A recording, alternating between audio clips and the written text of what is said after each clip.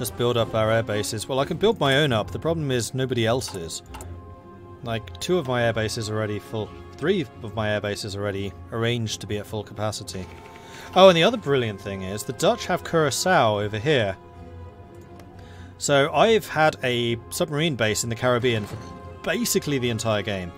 And that has been causing havoc for the Americans, because you will notice what happens to pass through the Caribbean. Panama. And now that we're starting to get a lot of strategic bombers, what I was hoping is I would defeat the British and then park my strategic bombers on Curacao and then hit the US from there. I think the Curacao base is actually the reason that America is doing so poorly. Plus, also, it has a sickening amount of oil. I'm completely self-sufficient in oil. Not importing anything. And for a long time I was sending Germany 1,000 barrels a day. I can't afford to do that anymore, not with my Air Force and Navy. Can I send fighters from the islands in the north to the UK? I could, but my fighters have a really long range, so I don't need to. Like my strategic bombers, just so you have... No, I'll do the fighters first. So a fighter has that range. I can reach anything in Britain with a fighter. My strategic bombers... You'll notice how the circle just kind of disappears. Yeah, that's because I can hit half of the world from here. My Air Force is pretty strong. Really like the way you're approaching this. Most people have a hard time trying out the naval stuff. I really like the naval aspects in many of these games. Like, a lot of the stuff on this channel is naval. And I very often play as the Dutch because they are great at Navy. And I was... Okay, so, for full disclosure, I was going to be joining the Allies with the Dutch, so I boosted Germany, Japan, and Italy because I was expecting to fight them, staying in the Allies because I wanted to fight them from in Indonesia. But then when I spotted that focus, which is basically saying, we're going to take on the burden of defeating the Royal Navy, I was like, yeah, okay, we're joining the Axis. So that is why Germany and Japan are so strong. They shouldn't be this strong. I did also boost the US, Britain, France, but only a tiny bit, just so that the battles would be bigger. What is my favourite ship class? Generally light cruisers, because they're so versatile. I also really like battle cruisers, so I haven't actually been using battleships, I've got battle cruisers. And right now I'm just waiting for my navy to rebuild, because half of them may have got sunk. And we need to go and put these back in the reserves. Now I have to say, I really like how the shipping in this works. So, okay, so I'll run you through this. This is new. So I've got all of my ships currently that I am producing. Like, this is pretty well automated. I'm producing a bunch of destroyers, a bunch of submarines, and I was earlier producing Clayton Liberties, which are my battle cruisers. Those will feed into a training fleet, which is this guy. This training fleet will then upgrade ships until they become regular, because they are currently doing naval exercises. Naval exercises are by far and away the best way of generating Navy experience. Fighting naval battles actually gives you sod all, especially if it's a submarine, which is really bad. I hope that is something they tweak. So once the ships hit the regular experience level, with the exception of this one, this is actually ancient and really bogs down any fleets it joins, so we're just keeping it here as kind of a training ship. You then select any of the ships that you have, and you then click on this button, which sends those ships to a reserve fleet. And the thing that I like about the reserve fleet is it will then feed into any task forces that you have arranged automatically. So I have 3 task forces, well actually I have 8 task forces, bear with me here. I have 3 task forces, 2 of them being recon, 1 of them being a strike fleet.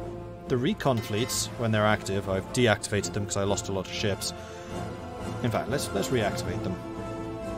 Is to explore these 3 regions. They have been given a set number of ships that they need to have. So they are, task force is 10 destroyers. Now it is important to assign the shield. If you do not assign a shield, then it doesn't know what kind of destroyers to assign, and it won't assign any. So make sure you have the shield assigned, and make sure you assign the shield to that ship variant, if that makes sense. So those destroyers get assigned. It's always going to try and keep 10, which is why I paused here, because it's going to feed out automatically. And then I have the strike force, which is this bad boy, who we then set to strike force, and the strike force is also going to be in this area. and just for the sake of this, we'll also activate you. So the recons will go out. They'll go and look for the enemy fleets, and as soon as they find an enemy fleet, they will call out for the strike force. The strike force stays in port unless an enemy fleet is discovered. So the recon will go, okay, we found a fleet, we can probably fight it, bring in the big guns. The big guns then go, alright, let's go and shoot stuff. And then that's when the strike force leave port and go and attack. So generally, your recon fleets, you want to have fast boats, so either light cruisers or destroyers. And they are just scurrying around scouting, so they also want to be very quick so they can outrun enemy fleets. Then when they discover an enemy, they call in the strike fleet. The strike fleet should have a couple of screens, like destroyers, to beat submarines, and also an air cover, so either carriers or land-based aircraft, though I found them to be not particularly effective, or just have a lot of AA. So a lot of my destroyers have an amazing amount of AA built on top of them, so that they can fight the air force coming in. And then battle cruisers or battleships. I've chosen battle cruisers so I can run away very quickly because I'm fighting a fleet numerically superior to my own. So if the entire home fleet appears on the horizon, for example, my ships are just going to run. Like, they do have a retreat chance and they're just going to get out of there. Although, that being said, my current admiral has a reduced chance of running away, which is actually a big frickin' problem. Unfortunately, I kind of need Helfrich to do his submarine thing because he's so effective with the subs, which leaves Dorman in charge of them. Although I just noticed that Dorman, oops, has leveled up, so let's go and give him another trait. Destroyer leader, visibility down, which means my destroyers are harder to find. They do more damage and they do more torpedo. Or Lancer, which is torpedo screen penetration.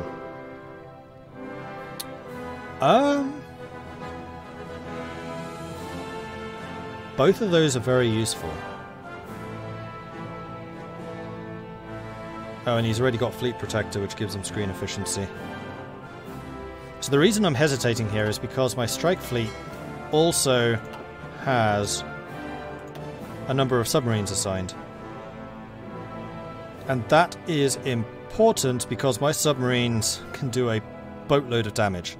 So if we do manage to nail down their capital ships, my subs can come in and sink them, probably better than my battle cruisers. I have tier 4 subs like fully fitted out. Can't you fire admirals? Yeah, you can. I could hire some more, but these guys are already level 4s.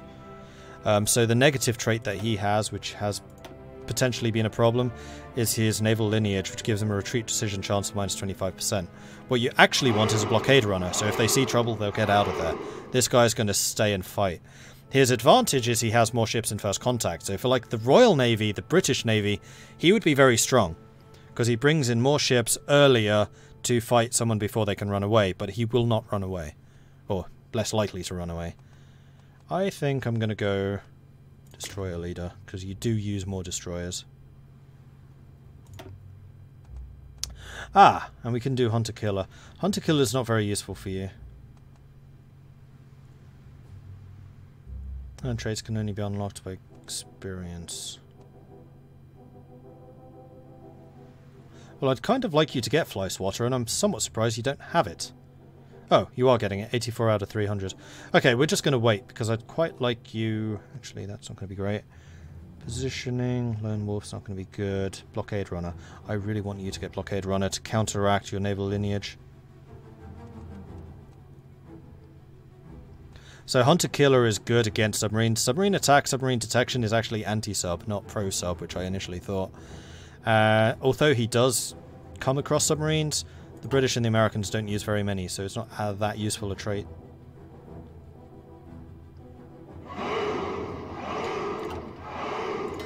And then I have the same setup with my submarines. They are currently going to all of these regions, and in fact also around Britain as necessary. They're all set to convoy raiding, and they are also set up with the task fleets where they will borrow from the reserves. So let's unpause this and we'll see the ships flowing into the reserves. There, boom, straight away going away, and then filling up these fleets automatically. Which is really nice. I do like that system. It's cool. Does this window scroll? How do you mean? You mean like the logistics one? How much of the Royal Fleet is left? Not a huge amount. They are down to less than 100 ships. They've got about 90. The Admiral traits window, there was a bar, was there?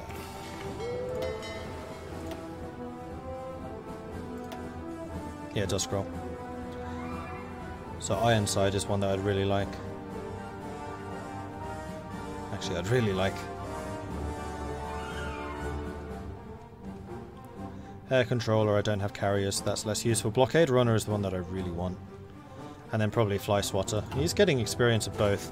And now that we're at sea again, we should be getting more experience. Naval engagement, here we go. So, we lost 1 destroyer, Germany lost 7, we sank 12 destroyers, 1 light cruiser and a couple of aircraft. Stay on this page, just keep an eye. If I see a naval engagement going on, then I'll click on it. But I suspect... Okay, here's the thing. So, we've got these numbers. This bar here is how much of their fleet you've spotted. Once that bar has gone all the way to the top, you get all the information. So my 6 destroyers here are currently screening this fleet just to watch them. And then if they decide, okay, now's a good opportunity, that's when they'll call in the strike fleet to attack. That's another destroyer. So once the ships are up to this level, press split selected ships into reserve fleet. They'll just automatically go into this reserve branch. And then they'll sit there until a ship or a fleet says, hey, we need them.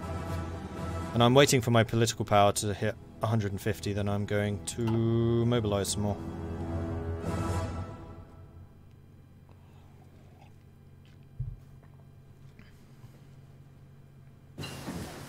Grand battle fleet, finally. So another nice thing which this does is you can pay for some technologies with experience. So if we hover over this, for example, convoy escorts, time to research 96 days, 55 days for 100 naval experience. You can spend naval experience and you basically get 100% tech cost reduction. So I was waiting forever to get enough naval experience, not really realizing that submarine warfare gets you nothing. So surface warfare gets you a fair amount, doing maneuvers gets you even more, and my maneuvers are currently going on in the Baltics. Pretty much completely secure. Right, are there any other ship upgrades I want to do? Probably. I'm not using cruisers at the moment, so I'm not going to upgrade that. We're not really fighting submarines either, so I haven't upgraded the depth charges. We could do with upgrading damage, however. So I haven't upgraded armor-piercing shells at all, and I probably ought to. We could also get the turrets up. Let's upgrade the heavy turrets. Then the next version of my battle cruisers can come with bigger guns.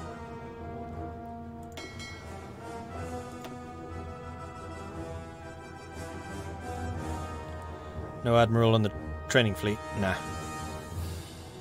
I don't think they get experience if they're just training. I was watching that earlier and they didn't seem to get any.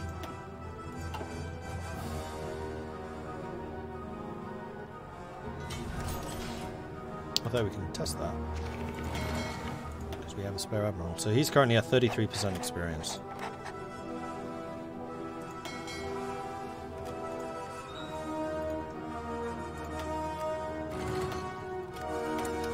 Civilian factories. However, the whole of the Netherlands is now fully developed.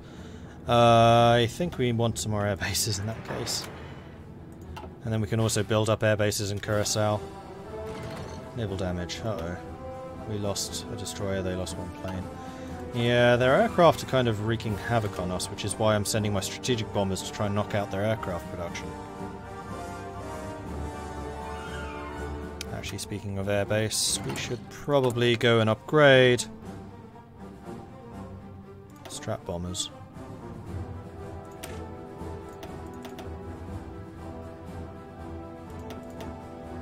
Wow, your bombing can become really quite poor. I think your range is pretty much always going to be fine. So we're going to bring your reliability down to 56%, which is not a good idea. It just means I need to replace you more often.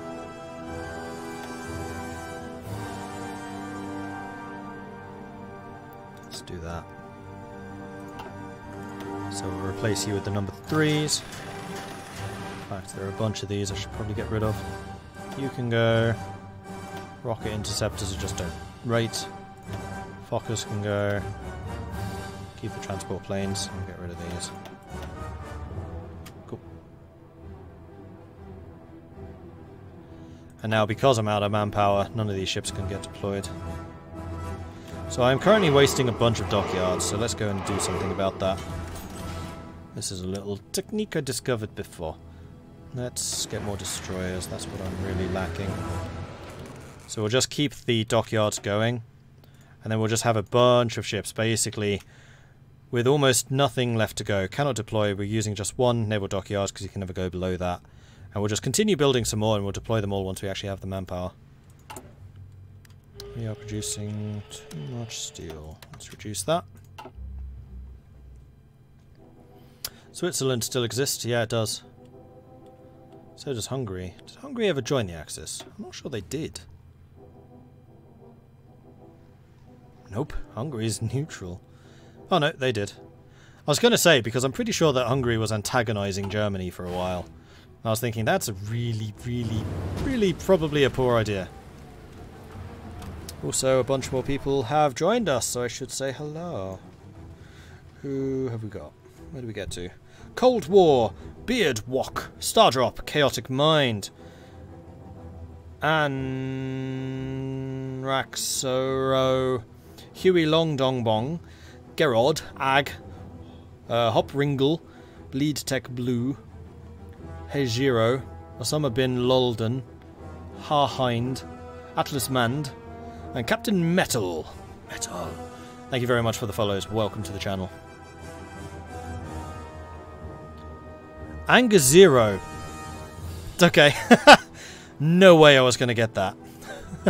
Thank you very much for the follows. Welcome to the channel.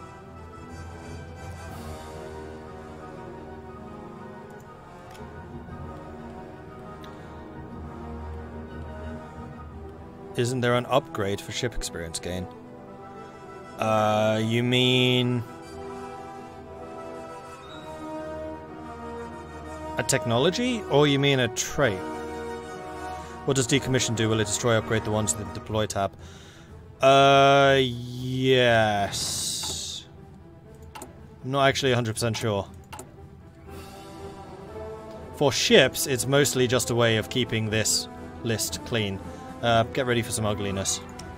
There are a lot of decommissioned ships, because I've gone through a lot of different versions. And there is no way of deleting designs. So a couple of my early designs where I was just messing around with things. You can't then delete them, so you can only decommission them. And then do that. You can upgrade ships. I can't show you that, because there are no ships to upgrade, but within the same tier. So long as the hull is still a level 2, if you have better... Actually, I can show you that. Except that's going to cost me Navy experience, I don't really want to spend it. So, for example... where's the Caitlin?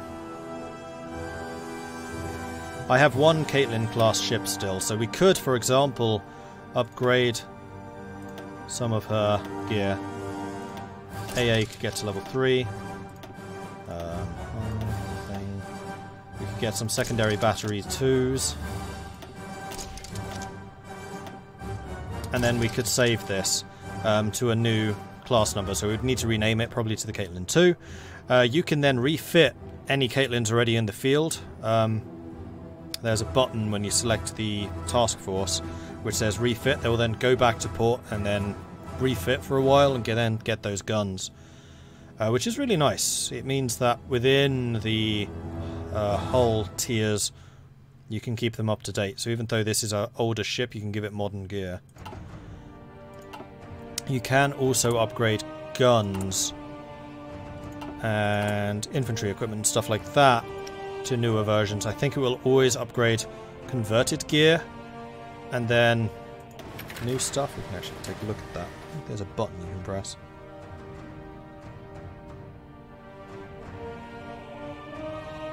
Maybe not. Might be because all of my gear is already tip-top quality. Yeah, I think this is all the same tier. In which case, it will automatically take older weapons and then upgrade them. Same with tanks. You can do that with tanks and then they're cheaper to build. Electronic torpedoes. Good. Now... let's see, what do we want?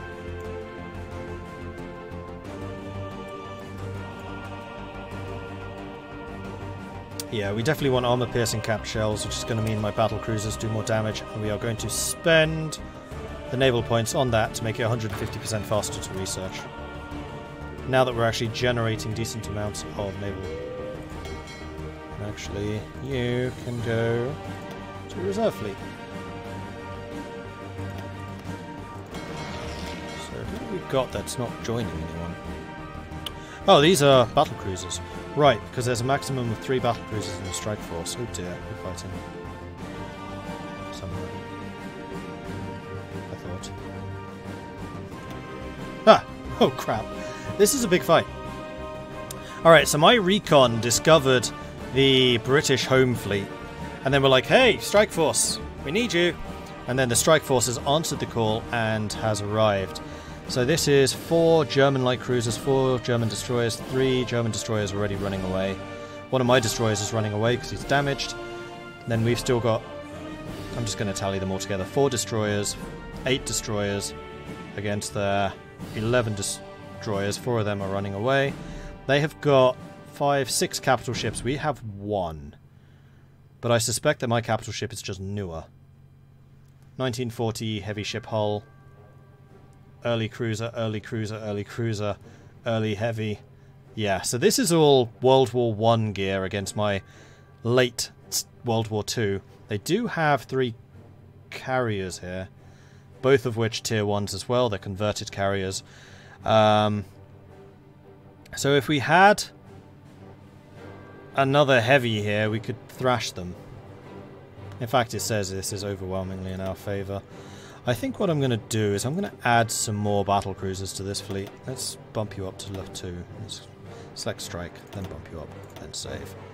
It's a bit of a roundabout how you do it, but we should have some more heavies on the way. So let's just slow this down so we can actually see the battle going. Oh no, they are thrashing us now. So they've done a ton of damage to my battle cruiser, so he's trying to escape right now.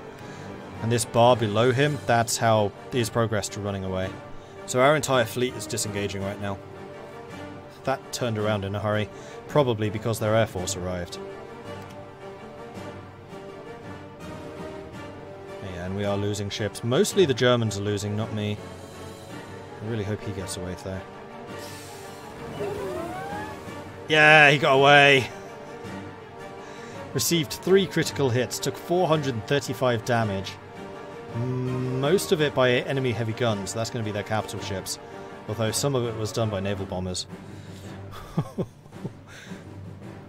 5% health. He's going to be in repairs for quite a long time. So that was a very decisive defeat right there.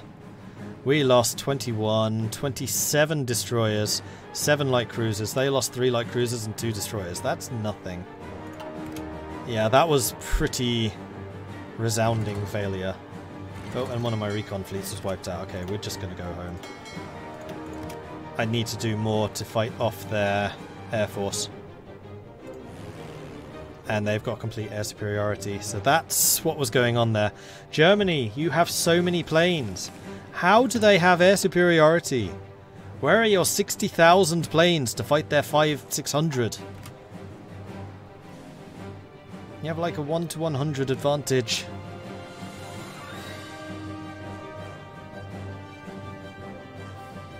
Mines don't affect your allies. I hope they don't.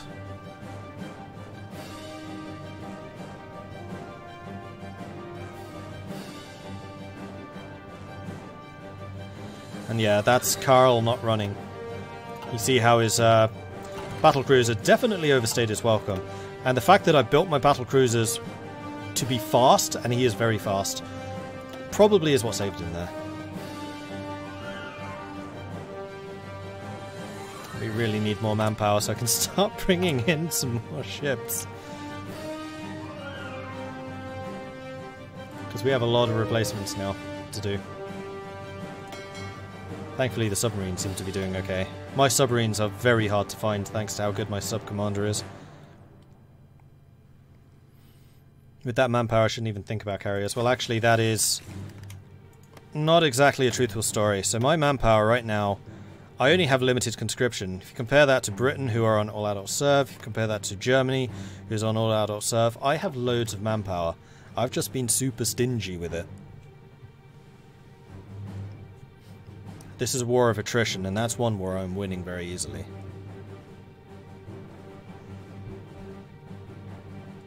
Yeah, a better way of showing that off is I've lost 20,000 troops in this entire war. My side has lost 3.3 million. Their side, not including the Soviets, have lost 7.5 million. The Soviets, on their own, lost 13 million.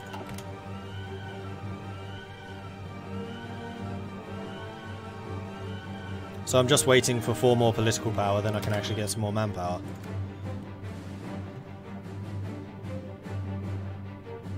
And then we're going to start churning out ships, because I have amazing ship capacity. 111 dockyard output bonus. The Dutch can really stack that.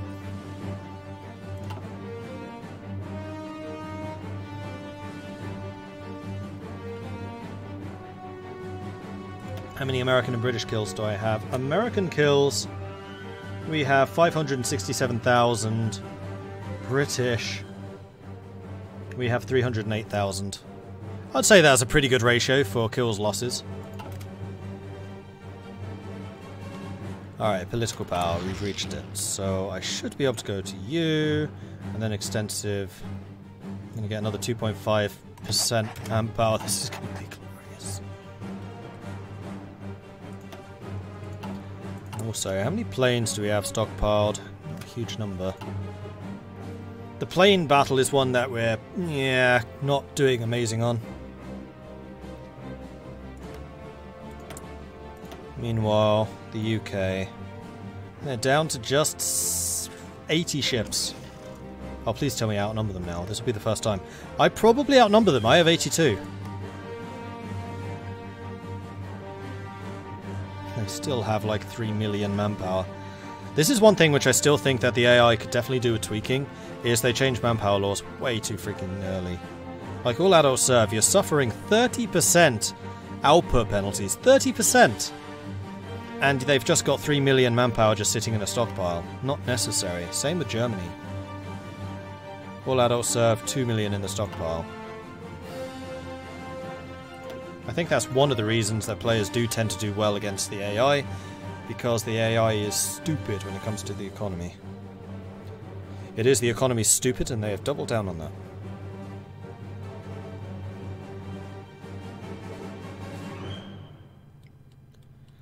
Why didn't Germany do the Greater German Reich? Not sure. Is that not big enough for you? Although I must admit, I'm a little bit peeved with Germany. I can create Greater Netherlands if I own Luxembourg. Unfortunately, they won't give me Luxembourg.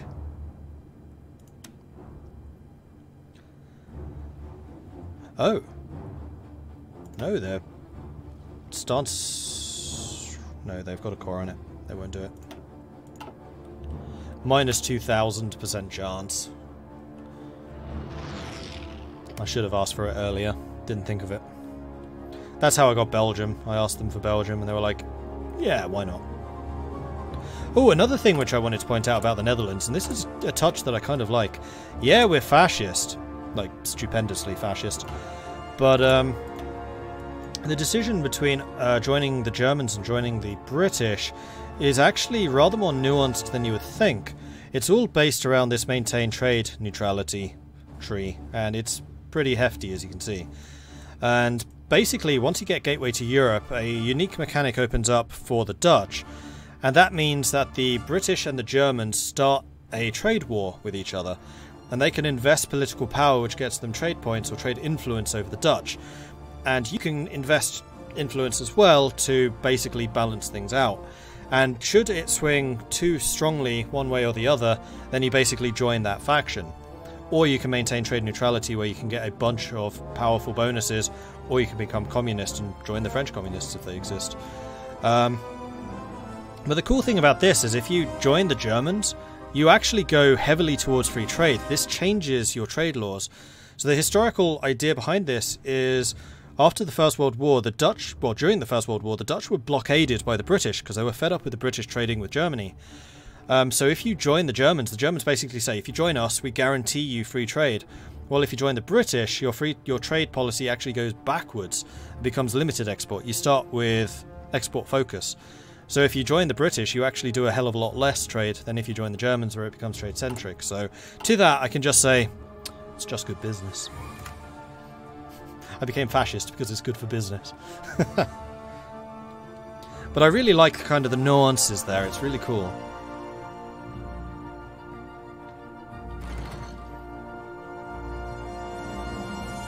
The Ferengi. Yeah. Fascist Ferengi. Hey, Aristide. It's just good for business in the tea plant. It's planted somewhere. I'll drink to that. I have an extra emote that I can add onto Twitch. I'm thinking it probably should just be a cup of tea. Advanced heavy battery, so I can now upgrade my battle cruiser ornaments. I think I've already done the secondaries, haven't I? Yes, I have. All the hulls are as advanced as I want them to be. We don't need submarine hunting. Don't need the torpedo tubes, although actually my destroyers do use torpedoes. We also want to upgrade the advanced light battery, so let's do that first. Alright, so do we want to upgrade Clayton Liberties with a bigger gun? I think that's a very silly question. Obviously, we do. Right, so let's go Clayton Liberty. We're going to call you the Clayton Liberty 2 because this is a simple upgrade. Heavy battery, 4.